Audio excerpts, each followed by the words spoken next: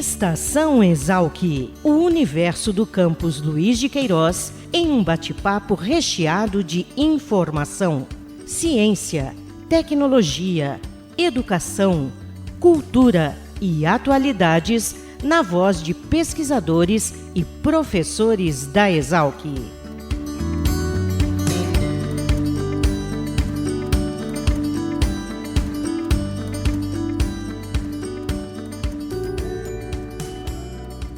Olá, sejam bem-vindos a mais uma Estação Exalc, o podcast da Escola Superior de Agricultura Luiz de Queiroz, Exalc, unidade da USP, localizada em Piracicaba. Eu sou Caio Albuquerque e hoje seguimos com a série que trata das contribuições da universidade no embasamento de políticas públicas. Lembrando, claro, que políticas públicas são aquelas ações de governo que atendem demandas locais e globais de forma estratégica e sustentável. E o entrevistado de hoje é o professor Ricardo Ribeiro Rodrigues, do Departamento de Ciências Biológicas da Exalc. Obrigado por nos atender. Você tá bom, Caio? Eu queria agradecer esse convite, a possibilidade de estar aqui falando com você, agradecer essa possibilidade de falar um pouquinho sobre a questão do que a gente faz e principalmente nessa questão do que a gente faz pode sustentar políticas públicas. Então, eu te agradeço por esse convite, a você, ao Fabiano e toda a equipe, por estar podendo falar um pouquinho disso aqui.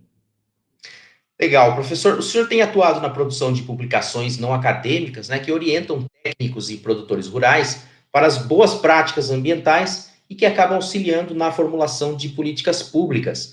Seria interessante o senhor falar um pouquinho dessa sua atuação, que tem origem, claro, na universidade, mas já extrapola e muito os muros da academia. Obrigado, Caio, por essa possibilidade, porque o laboratório, né, o Laboratório de Ecologia e Restauração Florestal, que eu coordeno, ele tem 23 anos já, Caio, e nós sempre tivemos esse desafio de produzir conhecimento científico de qualidade, então boas publicações científicas, você conhece muitas delas, isso é muito forte no laboratório, mas nós temos duas outras propostas. A segunda delas é de formar gente, então o laboratório formou muita gente que continua na academia, inclusive alguns professores da Universidade de São Paulo, aqui na própria Exalc, muita gente que está no mercado de trabalho, então fazendo essa extensão que o laboratório praticava na forma de ciência, mas nós também temos uma atuação muito forte na extensão mesmo. Então, nós temos feito um grande esforço de levar nosso trabalho para o campo, para o proprietário rural, dentro de um programa que nós chamamos o programa dentro do Laboratório de Adequação Ambiental e Agrícola de Propriedades Rurais. Então, isso a gente faz no campo, cara. Então, para você ter ideia, nós estamos falando algo em torno de 4.200.000 hectares de áreas agrícolas em processo de adequação ambiental que foram orientados por alunos de iniciação, mestrado, doutorado e pós-doutorado do laboratório. Então, e nesses programas a gente produz um monte de publicações que nós chamamos de publicações não acadêmicas, vai desde vídeos no YouTube, como manuais mesmo, manuais de restauração, guias de espécies para uso em restauração, guias de espécies para produção de sementes e mudas. Então, temos feito um grande esforço, Caio, no sentido de retornar à sociedade aquilo que ela nos dá, né, que é a própria universidade pública. Então, essa é a perspectiva do laboratório de tentar democratizar ao máximo o conhecimento científico de qualidade que é gerado dentro do muro da universidade. Legal, professor. Agora, falando sobre algumas das iniciativas práticas coordenadas pelo senhor, a gente tem o projeto Pecuária Verde, né, que trouxe enormes ganhos para os produtores rurais lá em Paragominas, no Pará. Mas eu queria que o senhor ficasse à vontade para falar um pouco sobre esse projeto, claro, e também sobre outros, onde a gente percebe que fica evidente a contribuição da universidade com a sociedade urbana e a sociedade rural. Perfeito, Caio. O Pecuária Verde foi uma grande satisfação participar dele. Ele até tem uma história bastante interessante, Caio, porque eu sempre falei desse tema, né, de adequação ambiental de propriedades rurais, e fui chamado lá pela Prefeitura Municipal de Paragominas, no Pará, para falar disso. Lembrando que Paragominas, né, tinha o nome de Paragobalas, né, por brincadeira do município, e está na lista do município de desmatamento, né? O segundo município de maior desmatamento no Brasil. E fui falar de adequação ambiental exatamente nesse momento, em 2007, 2008, e foi um absurdo, cara, porque eu quase fui expulso do município, porque eles falaram, não, nosso problema não é aqui questão ambiental, nosso problema é questão de produção, nós não conseguimos produzir, estamos aqui abandonados pelo Estado para aprender a produzir adequadamente, etc. E aquilo me deixou muito incomodado, porque eu fazia isso no Brasil inteiro, esse programa de adequação ambiental, nós somos muito fortes em usinas de cana, então já fazíamos isso com 43 usinas de cana, e me deixou muito frustrado de não conseguir passar essa mensagem de que é possível produzir bem com adequação ambiental, ou seja, a gente mostrar a interdependência dentro da propriedade rural das questões ambientais e de produção. Isso eu voltei para a Exalc chateado com isso, mas comecei a pensar no recado que os proprietários rurais de Paragominas tinham me dado. E aí eu falei, não, sabe que eles estão certos, porque eles estão lá abrindo uma fronteira agrícola sem nenhuma política clara de orientação para isso, sem nenhuma assistência técnica adequada do governo, num programa de extensão rural que não existe no Brasil com qualidade. E voltei aqui, fui falar com o meu amigo, grande amigo, Moacir Corsi, que eu adoro trabalhar junto, do Departamento de Zootecnia, e falei para o Moacir, você topa voltar lá para a gente tentar fazer isso agora, não só a questão ambiental, mas a questão de produção, de aumentar a produtividade da pecuária deles? E foi muito interessante, porque nós organizamos agora não mais pela prefeitura, mas pelo sindicato rural, já buscando essa aproximação com o proprietário, e o termo era esse, o termo da palestra é: vamos aumentar a produtividade com regularidade ambiental. O Moacir entrou falando, falou, precisamos aumentar a produtividade de vocês, é muito ruim, ela pode ser diferente, precisa fazer isso, mas não dá para a gente fazer em todas as áreas, vamos fazer nas melhores. E as áreas que vão sobrar, o Ricardo vai falar para vocês o que vocês têm que fazer. E aí eu subi e falei as mesmas coisas, e fomos super aplaudidos, etc., e o programa deu certo. Para você ter ideia, foram 20 mil hectares de propriedades rurais em Paragominas, que estavam todas irregulares ambientalmente e com uma produtividade média na pecuária de 0,7 unidades animais por hectare. 4 anos depois, esse projeto acabou em 2017, na verdade, ele continua, mas nós interrompemos a nossa participação, já que já tínhamos ensinado os proprietários a fazer isso, mas em 2017 as propriedades estavam regulares ambientalmente, estavam em processo de regularização, já todas as áreas isoladas, em processo de recuperação, e a produtividade média era de 3,5 unidades animais por hectare, em 4 anos. Então, é isso que nós precisamos fazer, cara, é trazer, elevar para o campo o nosso conhecimento para efetivamente dar resultado no proprietário rural.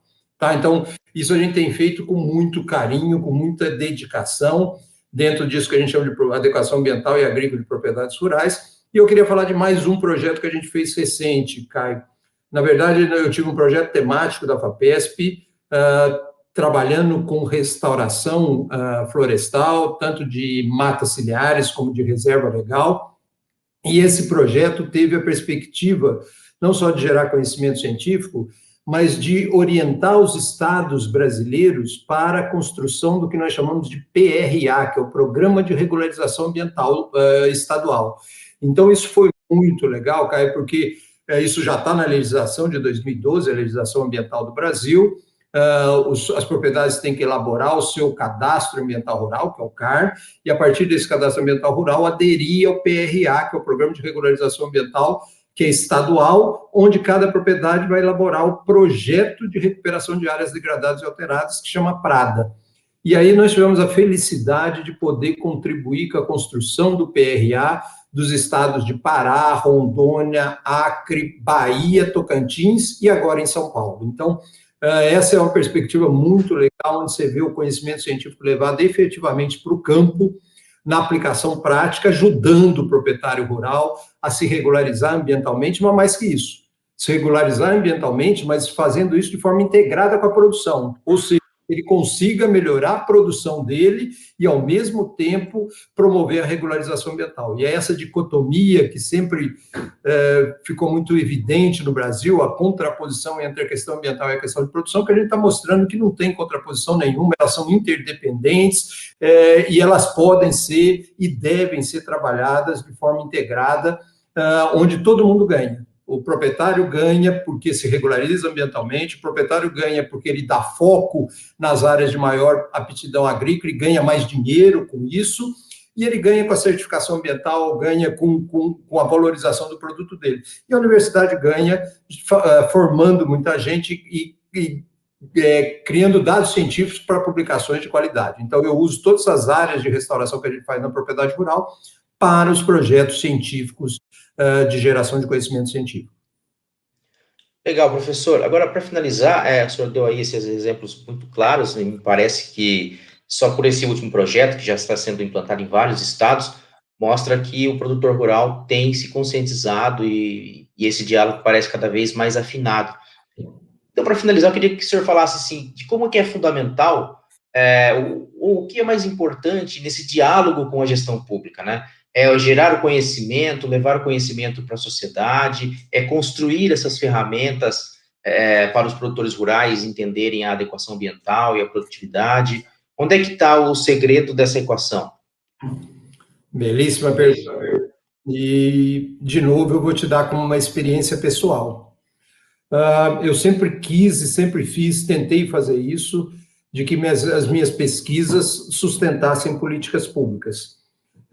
Mas até recentemente, eu digo uns 10 anos atrás, da minha carreira de 30 anos, eu fazia isso e estabelecia aquilo que eu achava que era importante, nessa questão da adequação ambiental de propriedades rurais, e tentava transformar isso em produtos para os agricultores, com esses guias de campo, manuais, etc.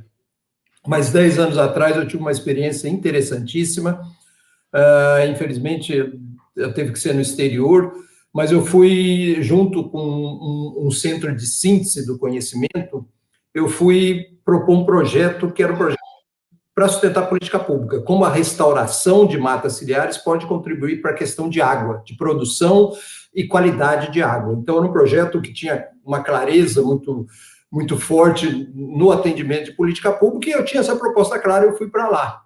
E aí esse centro de síntese me ensinou uma coisa interessantíssima, Caio, que não adianta a gente construir a pergunta ou definir o projeto e querer que esse projeto atenda política pública na forma mais plena que ele tem.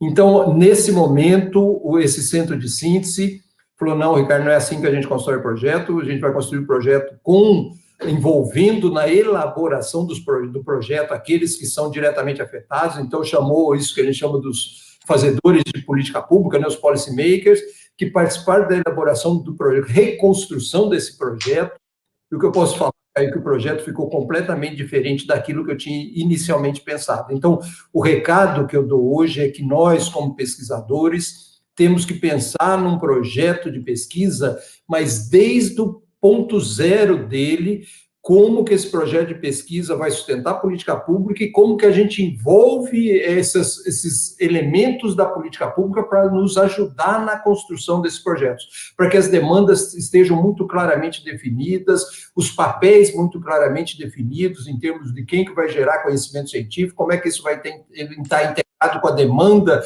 específica do proprietário rural e como é que isso vai ser transformado em extensão rural. Então, a extensão rural tem que estar sustentada na pesquisa, mas a pesquisa precisa ter sido concebida com essa demanda do proprietário rural. Então, esse é o recado que eu dou. Hoje eu não faço nenhum projeto sem antes, na concepção dele, envolver exatamente todos os envolvidos que vão ser beneficiados por esse projeto. Então, a chave que eu deixo aqui é que nós precisamos empoderar os proprietários rurais na geração de conhecimento científico e, efetivamente, eles vão passar a valorizar a ciência, como nós acabamos de valorizar ela com a Covid, para efetivamente transformar essa ciência no benefício dele. Tá? Então, ele participa do projeto, ele elabora o projeto, ele entende os resultados do projeto e, logicamente, usa os produtos desse projeto de geração de conhecimento científico. Professor Ricardo Ribeiro Rodrigues, do Departamento de Ciências Biológicas da Exalc, eu agradeço a sua contribuição para esse episódio do Estação Exalc. É o maior prazer do mundo, Caio, e vou estar disponível sempre que vocês precisarem. Parabéns por essa iniciativa. Obrigado.